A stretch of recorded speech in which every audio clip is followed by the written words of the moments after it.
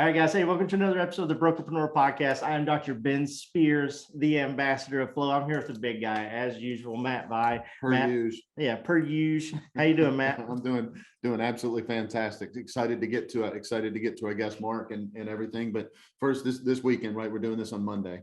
And so this weekend, I was in Miami getting to watch my daughter play soccer. You know how much I love watch. I know you love watching Marshall play golf, and I absolutely love watching my daughter play soccer. So I'm stoked, excited, loved it, had a great weekend, was in the sun all weekend, cruised in the Jeep on the way in. What's not to love about Florida, man? Yeah, no, absolutely. I mean, you were like down in West Palm Beach or something like that. Yeah, we were here in Tampa, and it was just like I was sitting here just watching it rain. Oh, yeah. It just rained. It started raining Saturday morning. And it just wouldn't stop. So it rained all the time. I'll tell you what we saw, which we never, I knew it was going on there, but I just didn't know it. There was iguanas everywhere. Oh, yes. That part of the country, absolutely. Everywhere. They were just like, how you see snakes cross the road in a lot of places and everything. They're just on the side of the road, just catching some of the heat. So that kind of blew my mind just a little bit. But anyway, enough about lizards and the weather, right? Yeah, exactly. So we're going to bring our guest on. Yep. There's a lot to be said about Marc. So I'm just, I've got some notes here, guys. So I'm going to be taking a look at this. But we have Marc Halpert, who's the owner of Connect to Collaborate. He spreads his message of, LinkedIn networking evangelism, and he trains and coaches others to better explain their brand positioning on LinkedIn. He's a trainer, he's a speaker, he's an author, he's a marketing consultant. He's authored numerous articles. He's got 2 books that we'll mention later on in the podcast. Some online e-courses. Anything that you in other words, just a LinkedIn BA, right? Yeah, a LinkedIn BA. For those of you who don't know what a BA is, think about it. Right. But let's bring on our guest, Marc. How you doing? I'm doing great. Thanks for having me. Appreciate it, you guys. Absolutely. I got to give a shout out really quick to Scott Mason. He's who connected us with Marc. And I just want to make sure, we love thanking, all of our guests, because every guest awesome guy too, leads us to the next guest and introduces us to so many amazing people. Yeah. That's kind of like what you need to do with LinkedIn as well. I think so. And so there you go. Power of referral, the power of strong personal referrals, not just connecting to anybody that happens to say, hey, Matt, hey, Ben, I'd like to connect with you. And they don't tell you why. And you end up with this stable of creatures in your house and you don't know what they're doing or who they are. Yeah. That's not what we're here for. We're here to make close, meaningful, intelligent connections. Yeah, I love that. And so, but before we get into all the nitty gritty, I know our audience just wants to say, how do I recruit more agents on LinkedIn? That kind of thing. And guys, we'll talk about that. We'll talk about all the things that maybe you're doing right, maybe the things that you're doing wrong. But I have to ask the question the way that we always do. Marc, I know for a fact, right? Maybe there was one of these things where, you were 6, you were playing, you had some GI Joes. And on the other hand, maybe you had some Transformers or something like that. I don't know what you played with. And you're like, you know what? These groups need to network. They need to know each other. And they should be doing this online. And and you brought them together and you started teaching them how to network with each other. If that's how it happened, that's spectacular. But if that's not how you had this kind of epiphany on LinkedIn, we would absolutely love to hear that backstory. All right, the backstory. I worked for too many years in big corporate, for too many intellectually or mentally ill people. Had enough. 2000, the company was bought. They asked me to stay, move to the Netherlands. I decided not to. You would say, why didn't he want to go to the Netherlands? Because I looked at the town that they were in the Netherlands, and it was a horrible place. It was terrible. So I had a really story, and Ben, you'll get this, and Matt as well. I had a rising high school senior daughter, and I couldn't take her out of school because it would ruin everything she worked for to get to college. So I decided to scratch the itch of being an entrepreneur. Little did I know, 20 years later, I would have 3 businesses. And so in my first business, which is an electronic payments business, in 07, 08, 09, when the economy was soft, and since I get paid by putting more business on the books, because I get a little piece of every transaction, and they were having a hard time putting more business on the books in my clients, I started looking for other ways to meet new clients because I had pretty much exhausted it from networking, referrals, that type of thing. And I heard of this thing called LinkedIn. I was actually the 238,000 some number person to join LinkedIn. Mind you, it's 800 million people right now. Right. All right. So I was an early adopter. I love connecting. I love collecting great people. I have 21,000 followers. I have 3,500 close connections on LinkedIn. I know every one of them. And I started earlier on saying, I believe it's important to know who you put in your house, surround yourself with. So I started to get some traction with LinkedIn. And a friend of mine said, would you come and teach my board of directors? And I said, for you, I'll do anything. I didn't think about getting paid. And she walked away in the middle of the presentation. I figured, what did I say wrong? She came back with a big smile on her face. They gave me an envelope at the end. I got on the train to come back to my home, opened the envelope on the train. And the only thing came out of my mind was, holy, they paid me for this. And everybody's looking at me like, what's wrong with you? And I decided from then on, with very, very limited exception, no more pro bono, no more I like you, I'll tell you everything I got. Wonderful article came across my desk about that time called You Can't Pick My Brain, It Costs Too Much.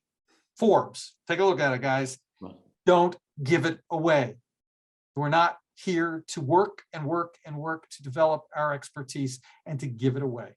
So I am here to market myself, brand market myself as a guy who likes to have fun, as a guy who likes to help other people get out from under themselves, get out and talk about why, not what, why they do what they do. And if you individually, and I'm talking to anybody listening, I'm talking to you two guys on the other side of the screen, if you can't talk about why you versus anybody else in the same space you're in, no matter what industry, no matter where you're located, no matter how long you've been in the business, they're going to go elsewhere. They're not coming back. They're done with you. You can't express yourself. You can't impress me about why. Gone. So when Scott makes a referral to you guys, I got to tell you guys why me. We did that. That's how I got qualified in to do this. You guys are trying to tell me why your podcast. I am happy to do that. Anybody else out there, brokerpreneurs, and I love that name because I'm a multipreneur. You guys, brokerpreneurs. I don't care what business, where you're located, how soft or great business is right now. You constantly have to be marketing your brand all the time. Because in the next pandemic or the next catastrophe or the next anything, and it sounds fatalistic, it's going to happen. When you can't get into showing houses anymore and your market is soft and you're sucking wind, you're going to wish you had brand marketed yourself before that happened. This is not something you do when you have time. It's something you do ahead of that time. Yeah, that makes perfect sense. And I got a great story about something that you just said, and I heard it. It was either in a book or another podcast I was listening to. I can't remember what it was, but essentially a lady was in a cafe. I don't know exactly the time period, but she saw Pablo Picasso in this cafe. Mm-hmm. And she brought him a napkin and she said, oh, will you please, sketch this, do me a sketch or something like that. And he takes it and he, draws something or whatever, who knows what it was. And he hands her the napkin. Before he hands her, he said, he asked her for this like outlandish price. And she said, you're going to charge me X number of dollars for something that took you 5 minutes. And he said, it didn't take me 5 minutes. It took me 40 years. Exactly. To learn how to make this sketch. He said, if it would have only taken 5 minutes, then you would have done this sketch on your own. Right. Exactly.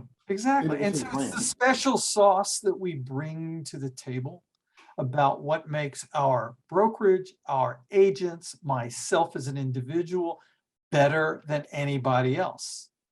Why did somebody refer me? Not for their good nature or not because they thought that they were going to necessarily arrange the sale, but I had to earn the right to be referred. Where does that come from? Your reputation, the things you say, the way you say them, and where you appear on social media. If you haven't got that all wrapped up in your brand, you're too late. Yeah. Your competition's eating you for lunch. So let's dig into that just a little bit, because I know that all of our brokerpreneurs out there are like, all right, let's get down to a little bit of business. And we get the question all the time, how do I recruit more agents on LinkedIn, that kind of thing. We definitely have those conversations, with everyone about, how do I, leading with value. One thing that Matt and I always say is the first thing that an agent should receive as value. The first thing they should experience is a culture of growth, and so that's essentially the branding that we feel like a brokerage should put out there. We're trying to grow not by just adding agents. We're just trying to grow like a really solid culture, a really solid brand, really solid business surrounded by great people. But all the time you see, things on LinkedIn, if you see anything at all, that are, hey, here's a new agent we hired. Welcome so-and-so, to the team. And that's the only thing that you see. You don't really know like why that person even joined. But you'll just see maybe some market statistics. It's a great time to buy a house, right? That kind of thing. Always a great time to buy a house. You can buy a house from anybody, right? All right. So what are, if I was saying, hey, I'm a broker, I don't have a strong presence, I essentially accept any agent that wants to be into my network. I accept them because maybe they'll want to come join my brokerage. But I don't produce a lot of content there. And what will be first steps? Let's just talk about first steps, without giving away the secret sauce or whatever, things that are just fundamentals that people should have on LinkedIn. First step on LinkedIn is to plan what you're going to say. Know, storyboard it, know how you're going to say it, know how you're going to demonstrate it. I tell my clients that being a great brand is like being a cut stone. Every facet of the stone, from the gemologist, whoever cuts a stone, lets more light in. The more light that comes through, the more sparkle you have. So if you identify what your core skill set is, say you have 8 skills, you have 8 facets on your stone, and every ray of light brings in multiple rays beyond it. So you better be able to plan what you're going to say. Don't write your LinkedIn profile in an afternoon. It's not going to happen. You got to sit down. You have to plan it, outline it, write it. What I say, let it cool for a little while, come back to it later, clear mind, clear heart, look at it, say either this is garbage, throw it away, or rework it and tweak it and refine it and get it polished. But don't stop there. Keep commenting in the comment section on your homepage about things you're seeing in your market. Be a thought leader. Be a reliable person who adds value to the conversation around your business. Yeah. Be reputable, be reliable, be thoughtful, bring it back to your profile. Suggest people look at your profile. When your market changes or you change a little bit, tweak your profile again. Don't leave it out there to petrify. I just looked at a profile of some guy. It's from his previous industry. He left that industry 3 years ago. I said, it was really interesting. I'm looking at all your skills, but all your skills are from your earlier industry. He goes, oh, how'd that happen? I said, I don't know. You tell me. How did that happen? If you take your eye off the ball or off the wheel, you're going to get waylaid. You're going to lose traction. And the last thing people think about doing is working on their LinkedIn profile. But it should be primarily something they want to do to make their brand resonate. Yeah. What types of things should be in a profile? Most people are going to say, okay, I've got my picture, I've got my name, I've got my title. Stop right there. I got to stop you there. All right. You got a picture. Does it look like you today? Or does it look like you when you were 20? And if you're 50 now, it doesn't look like you anymore. And we all look different now after the pandemic, or hopefully at the tail end of the pandemic, than we did before. That's an amazing fact of life. And I think it's like open market for photographers. Find a great headshot photographer. Don't do it off your iPhone. Get a professional photograph done. You probably have it for your firm anyway. It's probably time to bring a photographer back to the firm anyway to get new pictures. The headline underneath your name. does not say broker Marc Halpert Brokerage. That doesn't tell you anything. Use the real estate. I use this in a different way. Use the space under your name as real estate to show why you do what you do. Full of keywords, SEO keywords, because LinkedIn has its own search engine, and you better be able to be found primarily from your headline, then the section below that, your about section, and the section below that, your experience section. Those three are 3 out of the 5 places to be found on LinkedIn search. Because when somebody's thinking of selling their house and they're sitting in the office saying, I'm going to sell a house, my wife's driving me crazy, I got to sell the house. They go in and they type in real estate agent, Tampa, Florida. Who's going to show up? Well, if you've got real estate agent, Tampa, Florida, and you've got a profile where the headline starts off like a great headline in a newspaper, this is why you want to read this profile, you're probably going to get read. Yeah. Make it work down. Make it filter through from the top to the bottom, so the best part's making them want to read more and more and more. Gotcha. Simple, but no one does it. And the last thing you want to do is copy paste your resume to your LinkedIn profile. Oh my God, that's what you used to do. I call a resume an obituary. If you die today, they can write your obituary off your resume. Right. Make it show how your past makes you who you are today. And who you are today makes you somebody to tie the client's future to you as you go on. Gotcha. That's a lot of stuff, but Right. I can go on. So you guys, it's your turn. No, that's perfect. You know, I That's want what we to, want. yeah, I want to touch on these. I want to touch on these little nuggets and, you know, give everybody, you know, a little bit of a taste here. So, you know, we have our profile, let's say, you know, we get it 80%, that kind of thing. Of course, we wanted 100, but I don't want to make the entire episode, you know, about the profile, obviously, because I know that you could do that alone. But now it's like, okay, I want to get out and I want to start connecting with people. That you made a great example of, you know, LinkedIn being a search engine and being able to look for real estate agents, you know, in your local market, you know, as a broker. Do you, you know, a lot of people would be very inclined to, you know, pull up that list and just go connect, you know, Right. connect, right? Like that. I know for a fact that that's a very common practice out there. Yeah.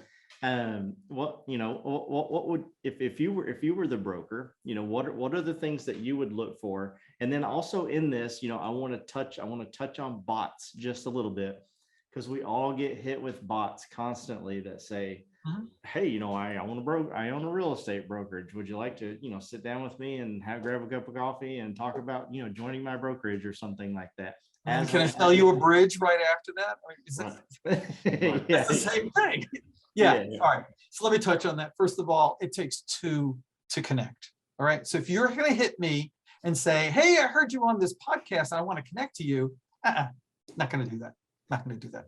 You look on my LinkedIn profile. If you read my profile to the end of my about section, there is a code word I ask you to mention in your request to connect to me, so I know how far you've read and you've made the conscious decision whether it's something that you want to pursue.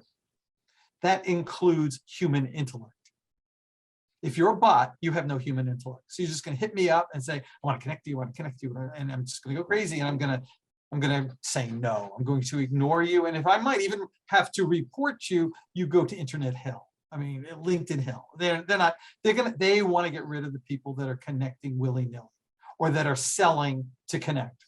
Hi, my name's so-and-so. I read your profile. It's really, really interesting. How? Why? Okay, I'm not touching on that. I have this amazing product I want you to buy. Click, goodbye. All right, I'm at it. Yeah. All right. Don't do that. That's so ugly. That's not what we're here for. We're here to connect as humans who want connectivity amongst ourselves. We're here to create an entourage of great, amazing people that we can rely upon, lean on, or lean into whenever we need. I don't know how else to say it. If I don't know you, I'm not doing that. If you can knock on the door of my house and you say, hi, my name's Mark, I'd like to come in, I'm not going to let you in, period. That's it, folks. If you tell me from the screen door why you might be interested in my thinking about it, then we're going to have a conversation on Zoom. I'm going to figure out whether you're somebody I want to connect to. All right, so we've made the connection. Now you have to consistently make high quality material available to me for me to respect you. So you pop onto my mental radar, my memory radar, whenever I think of somebody who can use your services that I feel comfortable referring you to. Because there's nothing worse than referring somebody and you say, hey, how'd it go? And they say, he was a dope. What did you do to me? Why did you do that? Right. Now, all right, the receiver thinks the sender is an idiot and that you probably will never crawl out of that hole. But everybody looks bad in that situation. Yep. So you have to have a cohort of incredible people. Scott Mason is one of my people. Everybody he refers me to, I produce for. Everybody I refer him to, he produces for. We rub each other's back. We get it. I can do this routinely with him and thousands of other people I have surrounded myself with. Some people, it's hundreds. So LinkedIn is not a job board, folks. It is not the classified ads where anybody who can read English can find you. That's not what we're here to do. So don't expect somebody to just say, hey, I want to sign up for your brokerage. I love it. I love everything I read. You have to vet them. They have to have already vetted you. It has to be an equal playing field this way. And the conversation starts because you've each reviewed each other's LinkedIn profile, presupposing that profile tells why you do what you do, not what you did, because they may not be able to sustain that, but why in your heart, in your core, you deliver. Hey guys, this podcast is powered by Prospect Boomerang. We all know broker owners struggle with profitability. Prospect Boomerang compounds your profits by recruiting the best agents to your brokerage. For consistent growth, visit prospectboomerang.com. Yeah, no, absolutely. And I want to throw a question here to Matt really quick. So, Matt, we talk all the time about how you shouldn't just hire anybody that walks through the door. This is very, very similar just from a LinkedIn standpoint. And we could easily say, if you wouldn't do this in your brokerage, why would you do this on LinkedIn, and vice versa. If you're the opposite, what are the things that you're looking for that are exactly like what Marc is talking about on LinkedIn? When someone says, they walk through the front door and they say, hey, I want to join your brokerage. You're like, okay, let's sit down and talk. Let's sit down and talk first, right? Let's just not signing paperwork. What are the things that you look for that our brokerpreneurs out there should look for before they just say, oh my gosh, I'm so excited. Somebody wants to join the brokerage and I didn't have to really work really hard for it. Here, yes, sign these papers. So in other words, you don't have to put any effort into getting what you want, right? Okay, so yeah, that's not what we're talking about. So Marc, the biggest thing I love is everything that you said. If I had to encapsulate it in one word, it's intentional, right? You're talking about being very intentional in everything that you're saying, from the profile, sending a specific message, to who you allow in your house, which is a fantastic example, to the content. All of that is very intentional about who you are authentically and how that might connect with other people that are like-minded people. So I absolutely love that. That's so killer. So if I'm a broker and I'm trying to be intentional about the people that I let in the front door, using Marc's example, then in my profile page and the content that I put out there, here's the trick for most brokers. I think when they hear about being intentional, they think that means putting stuff out there about them. Okay, and it doesn't mean necessarily putting things out there about them. Okay, so when Marc is talking about his brand, he's talking about how his brand arrived at where it is. That means great articles that other people wrote, right? What is going on with the market, and putting commentary that is localized based on that market. So it's not that you have to go out and write a terrific article and be an author in order to be able to put something on your site that is going to help people understand who you are and why they should want to be part of your brokerage. You're putting in an insightful, intentional addition and comment and connecting it with people that you think would benefit from it. An example would be if I'm in a luxury market and I find someone else that's in a luxury market that wrote a great article, and I put it on my page. maybe I reach out to Marc and say, hey, Marc, one of the things that this article talked about was, business people are moving from one place to the other place a lot. And I know you deal with a lot of executives through LinkedIn. Is that something that you're seeing in your market and the conversations you have with the people with the executives that you coach? Now I'm taking something that is a great article that was intelligent that somebody else wrote, and I'm making a real authentic connection with someone else. Instead of beautiful. posting. I love what you said. I love it. It's exactly what I say all the time. If I could jump in, Yep. You've curated of all the material that's out there, the very best that's available. Okay, thought process already. All right. I appreciate that comment. I appreciate whatever you're putting on top of that curated article. That's great. Just like Matt said, you're asking for call to action. Mhm. What did you think? Have you seen this to be the case? Is this happening in your market? How have you worked through a situation like any of these questions?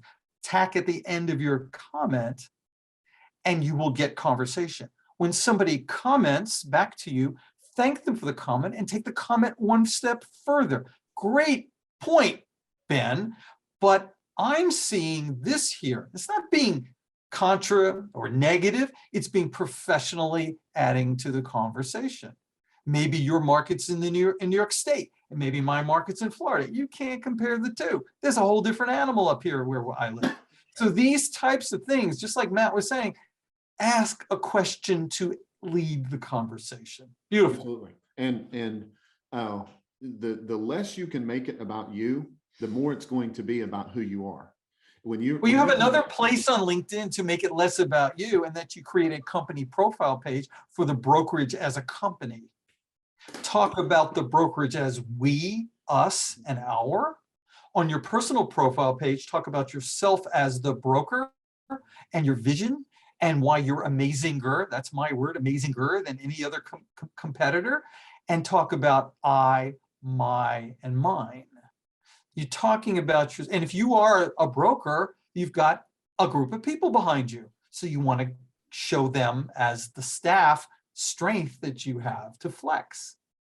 All this stuff makes you just a little bit bigger branding than you are. And that's fine. It's perfectly fine. All this stuff. Yeah, completely agree. And what that allows you to do is it allows you to focus on the things that matter to them, because your brand has got their attention. And now that it has their attention, now that they're part of your audience, you can return the focus to what is going on with what they're trying to accomplish and continue being the connector, which is what any social media platform should be doing, is allowing you to be the connector between them. And what happens is automatically the person is more drawn to you. A person's favorite thing to talk about is themselves, right? The only thing they like more than that, depending on the person, is their kids or their pets, right? Yeah. So otherwise they really like talking about themselves as soon as you get into a business environment. So if you're trying to make a connection with them, try to foster that conversation so that they can talk about themselves. And at some point, intelligent people will shut up and go, oh my gosh, I've been talking about me. Tell me a little bit more about you. At some point, they will do that. People that don't do that, just ignore them and move on, right? That's, you hide and take off, right? So LinkedIn's amazing. On your personal profile page, it allows you to talk about yourself. So that's the why. Why me? This is why I do what I do. This is where I came from, makes me who I am today. This is where I'm going in my future. Talked about all that. But LinkedIn also allows you to say to friends of yours who've seen you in action, would you recommend me? Mm-hmm. Would you write a story, an anecdote, a situation, paint the picture when I did something so incredible that you want to comment on it? Or if that story's not available, would you endorse me for a skill? Endorsements are very weak by comparison to recommendations, because we all thrive on stories. We all thrive on the written word as opposed to just a click of the mouse, boom, boom, boom, I can endorse you for every skill you've got, which is wrong, but unfortunately that happens a lot. But it's, in essence, having somebody else recommend you. Scott recommended me on LinkedIn. It's Mark saying about Mark why I do what I do, but it's Scott saying, that guy Mark, he talks about his why. Let me tell you how really good he is at his why. And then it's less about me. It's more about Scott saying, I really respect Marc for these reasons. So all the people that I know me, like me, hopefully. All the people Scott knows, know him, likes him. Now they like me by inference. Right. Now they respect me. That's very powerful stuff. Yeah, no, absolutely. And I'm looking on here, and I saw that you were recognized as one of the highest ranking LinkedIn coaches as far as growth of number of followers in the world. You know, tell me a little bit about how that happened. Well, that's my 15 minutes of fame because it happened. It happened a few months in a row. If you put great stuff out there that people want to know about, that I find from my market research, my brand research about what people are interested in, they will come. They will be referred to you. They will follow you. They will like you. They will do whatever it takes. It took work. It took 12 years of work to get to that point. That's why you can't pick my brain. It costs too much, to the Picasso story. All right. I just didn't wake up one morning and say, I'm going to be a LinkedIn coach and here we go. And, it took a long time. So I like to think that people appreciate honesty. They appreciate a well-worded, intelligently prepared piece that's something going on in my life that they can refer to. For example, when we're done with this podcast, I'm going to do one thing. I'm going to put a post out there and say, really appreciate Matt, Ben, and I'll be use at signs for your names so that people know that who you are with cross refers, and at Brokerpreneur podcast. I was on today. It's coming out when, and we'll figure out when that is. Look for it. Then when it finally comes out, I'm going to put it in my featured section. I'm going to feature it as my latest, newest podcast. And I'm going to put it in my publication section so anybody can find it later. These are things you have to do. These are things you have to add to the breadth and depth of what you do as it goes on. So I'm adding new people. I'm adding new recommendations. I'm adding new endorsements. I'm adding new material on my profile. I'm adding it all with a plan. If you're not planning, you're going to have a mishmash of junk. And when you have a mishmash on your LinkedIn profile, looks like you haven't done anything, people say, that's not a person I want to work with. They don't have a story. They don't have a plan. Who wants my house being sold by somebody who's flighty and all over the place? So what do? They get a sick feeling in their stomach. They leave and they never come back. You can't afford that because they'll never, ever come back. Yeah, so you have to present it. And there's so many people that are just like that. So it's almost like they, as soon as they forget you, they really forget you because they look at somebody else and it looks the exact same because they're doing the same thing they did. So you have to be amazinger. You think you're amazing, you better be that much more. Yep. So I think and I'm just guessing here, and so you can tell me if I'm wrong or on the wrong track or whatever, but I'm going to throw a guess out here. You being able to achieve that growth with those followers, that goes back to you being intentional with who you said that you were going to let in your house to begin with. So exactly. if you just go invite anybody, right, and then you ask your network to do something like, hey guys, I wrote this great article, share it, or whatever the deal is. You have a nice way of saying it in there. If no one's truly connected, if there's no connection between them and you, then it's literally they're treating you like the connection that you have. I barely know the person. I don't know anything about them. I don't want to risk anything by putting this out there because I don't really know who they are. However, if you've really put effort into getting to know them, if you've connected with them, if you've commented on things and went deep, or went 3 deep, as we call it in the conversation, you go 3 deep, then you establish some kind of rapport with them, like you have the 3,500 close connections that you talked about, and they really know you and you really know them. If you put something out there and they're looking at it and you ask them to comment or you ask them to share, because there's a relationship there, automatically you're going to get exponentially more sharing and liking and growing and connecting and the things that you want, because there's truly a connection. Am I right? Did I miss something there? Is there? No, you didn't miss anything at all. I'm going to take what you said. I'm going to flip it a little bit. You're evaluating an agent and you want to know if that agent is right for my agency or my brokerage. You're looking at their LinkedIn profile. Who are they connected to? Who are they recommended by? Who are they endorsed by? If any of those people recommended endorsed, or connected to are people you know.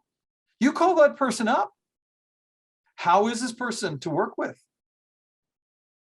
What's their strong points? What have you seen that they need to work on better? Because we often do everything better, right? Right. And these are valid questions. These become interview questions that you can get to the core of what a person's about, rather than tell me why you do what you do, which is a good question to start with, or tell me what I need to know about you. That's not getting anywhere. Let's make it an in-depth conversation so that you feel the person communicates their value better than ever anybody else can come in. Anybody else, they eclipse their competition. Those are the people you want working for you. Those are the ones that sell. Those are the ones that collect great vendors to help stage a house, do whatever it takes to repair the house before it goes to market. So all this stuff's available. You just have to know to look and use it. So Mark, when you were talking, I had to write something down that's absolutely huge. I so much appreciate that. I'm gonna throw this out for our audience. Okay. So absolutely, if you're looking for agents that you've done co-op transactions with and you think they might be a good fit for the office, or one of your agents in the office, and I'm going to call it in real life instead of on LinkedIn, says my agent Ben walks up to me and says, "Hey, I just did a transaction with Mark, and Mark is an absolutely fantastic we had a fantastic transaction together. He might be somebody that's a good fit for the office." I'm going to go in now and I'm going to look at him on LinkedIn, right? Which absolutely I should do. But I'm also going to go look at his connections. And when I go look at his connections, I'm going to see who it is that I know, like, and trust in that group of connections. And that's going to be somebody that I reach out to. That's going to be somebody that I connect with, especially if it's someone in my office. But I'm gonna reach out to them and just say, "Hey, I had one of my agents had a great transaction. I know you guys are both in the same in the same network on LinkedIn together. Tell me a little bit about what you know about Betty Sue." And now you're building a connection with that person, a deeper connection with the person that is on LinkedIn. Plus, you're also getting a little bit of insight from them about who this other person is, to see if they're truly a fit and how they would actually work within your network. So you saw me grabbing the piece of paper and writing down while you were talking and everything, and I had to go. That's absolutely powerful stuff. I love it.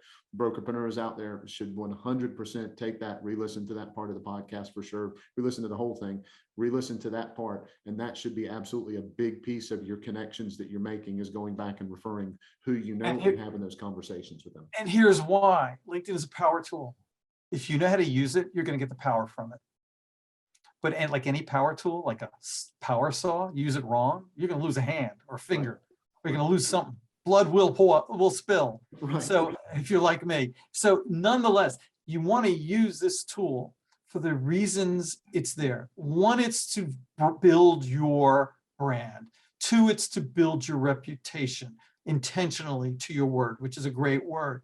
It's also to allow you insight into other people by the way they project themselves. And if they don't project themselves well on LinkedIn, then they probably don't project themselves well face-to-face or in a Zoom call or something like that. Right. So you get one chance to make an impression. Right. And that chance is gone pretty quickly after they open their mouth. So you get one chance on LinkedIn to make an impression, and don't squander it by using broker at XYZ brokerage in your headline. Make the headline, then the about, then the experience, and there's two other places you can get found on the search, which didn't cover.